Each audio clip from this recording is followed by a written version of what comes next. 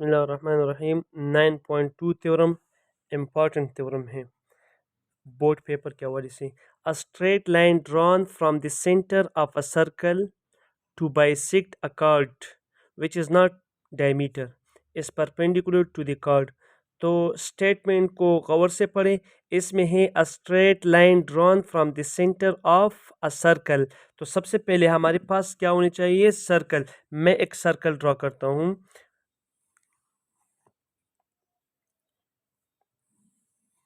Circle draw किया और इसका सेंटर मेंशन किया। सेंटर क्या है? ओ। तो यहाँ पे आप गिवन में लिखोगे a circle with centre O. एक सर्कल जिसका हमारे पास सेंटर क्या है? ओ है। अब आगे जाए, क्या बता रहे आपको? A straight line drawn from the centre of a circle to bisect a chord. किसको बाइसेक्ट करता है? कार्ड को। What is chord? Chord is a line segment joining the two point of the circle. ये हमारे पास अगर एक दो point है किसका? सर्कल के ए बी, और मैं इसको ज्वाइन करूं तो इसको क्या कहते हैं? कार्ड कहते हैं। फिर आपको बता रहे कि अगर सेंटर से एक स्ट्रेट लाइन ड्रॉ हो जाए, अगर सेंटर से एक स्ट्रेट लाइन ड्रॉ हो जाए, तो मैं एक स्ट्रेट लाइन ड्रॉ करता हूँ किससे? सेंटर से। विच बाइसेक्ट द कार्ड। तो बाइसेक्ट का मतलब ये है कि इक्वल पार्ट में इस कार्ड को डिवाइड करता है। अगर ये हमारे पास इस सर्कल को, इस कार्ड को पॉइंट एन पे इंटरसेक्ट करते तो ए एन और बी एन क्या होगा? कॉन्ग्रुएंट होगा। तो यहां पे मैं लिखता हूं A B is the chord.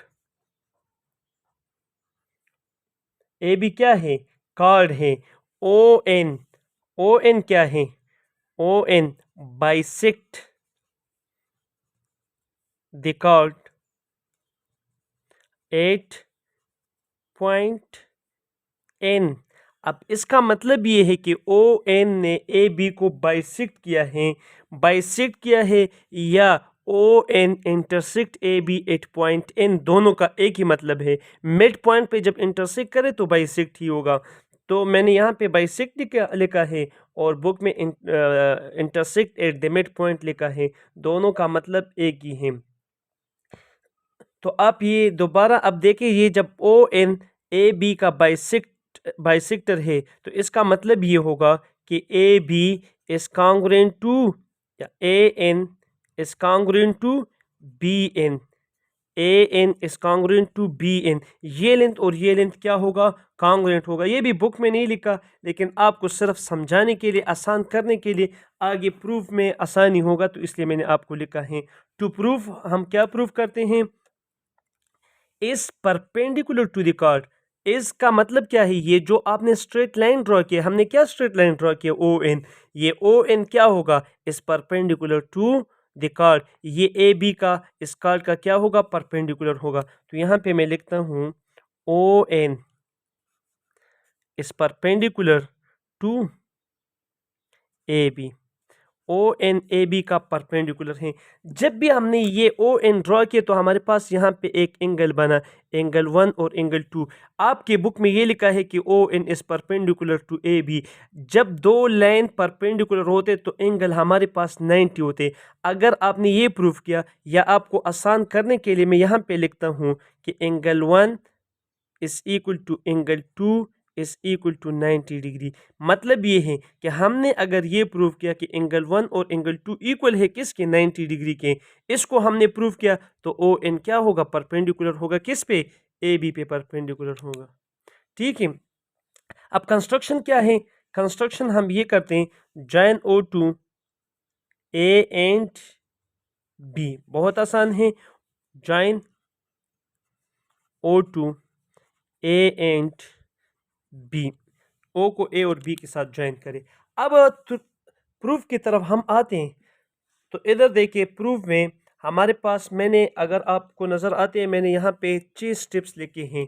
ये 6 स्टेप आपको आसान करने के लिए, वो उसमें से पहला स्टेप और पांचवा स्टेप ये हैं। दो ट्राइंगल को आप ले, triangle triangle O A N, triangle O B N. तो यहाँ पे देखिए, triangle O A N is corresponding to triangle OBN। पहला स्टेप में आप इस ट्राइंगल को कॉरेस्पॉन्डिंग्स में ले और स्टेप नंबर 5 में ट्राइंगल OAN जो ऊपर आपने लिखा है वही दोबारा लिखे, ट्राइंगल OBN ये दोबारा लिखा है ऊपर कॉरेस्पॉन्डिंग्स और यहाँ पे क्या ले, कॉन्ग्रुएंट ले। फिफ्थ स्टेप में आपके पास ये ट्राइंगल कॉन्ग्रुएंट होगा। इसका रीजन अभी हम नहीं लिखते, रीजन बाद में लिखते हैं।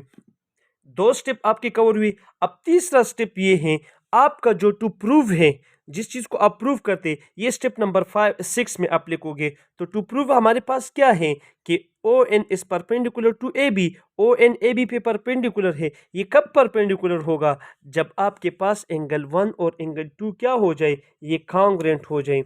Angle 1 is congruent to angle 2 और वो दोनों हमारे पास क्या हो, इक्वल हो, किसकी, 90 डिग्री की इक्वल हो। सही है, 2 स्टेप हुए। तो अब देखिए पहला स्टेप आपका दोनों ट्राइंगल को कॉरेस्पॉन्डिंग्स में लेना और फिफ्थ स्टेप जो है दोनों ट्राइंगल को कॉन्ग्रुएंट में लेना और चौथा स्टेप आपका टू प्रूव आप लिखोगे। यहाँ पे टू प्रूव में असल में परपेंडिकुलर है, ये सिंबॉलिकली है और हमने इसको नंबर में लिखे। आज इस थ्योरम को प्रूव हम करते हैं, तो देखते जाए। दोनों ट्राइंगल आपके पास क्या है, कॉरेस्पॉन्डिंग से। अब ये रिमेनिंग 3 एलिमेंट को किस तरह आप फिल करोगे, 2, 3 और 4, स्टेप नंबर 2, स्टेप नंबर 3 और स्टेप नंबर 4।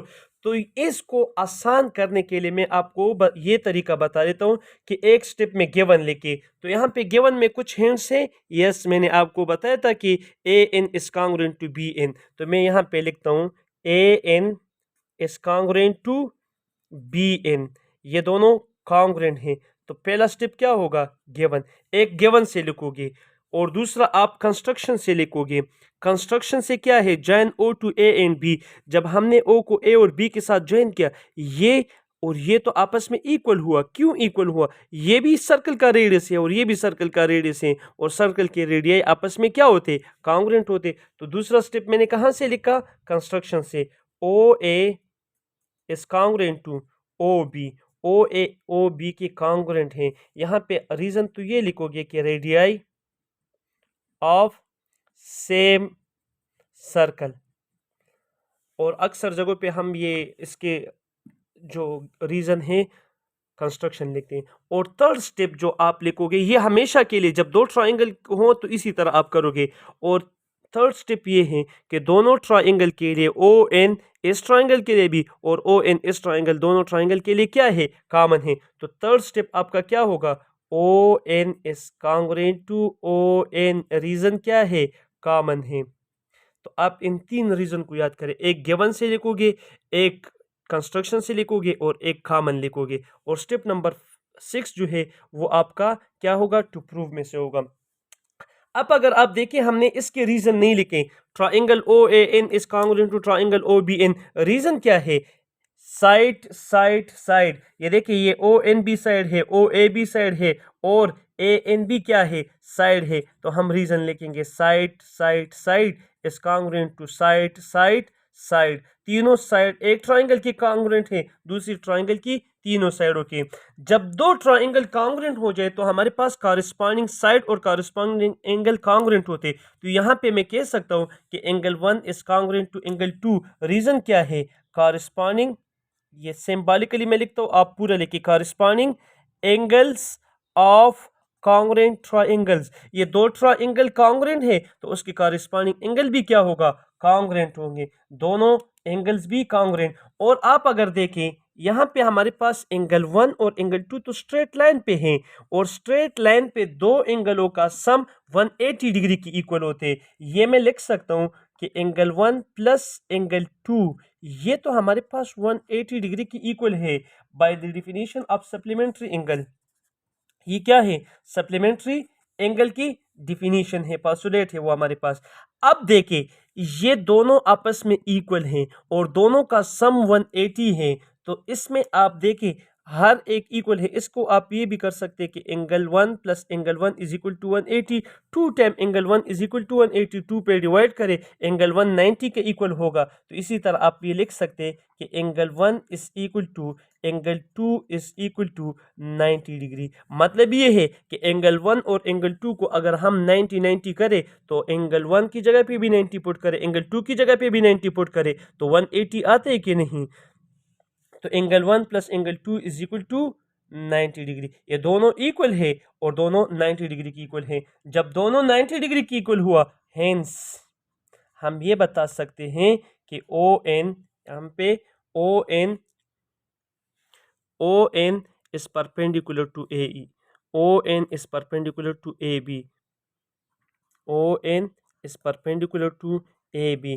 आपको मैंने बताया था कि जब एंगल हमारे पास 90 डिग्री हो वो लाइन क्या होते हैं, परपेंडिकुलर होते हैं। तो हमने यहाँ पे लिखा ON is perpendicular to AB और इसी को हम प्रूव करते हैं।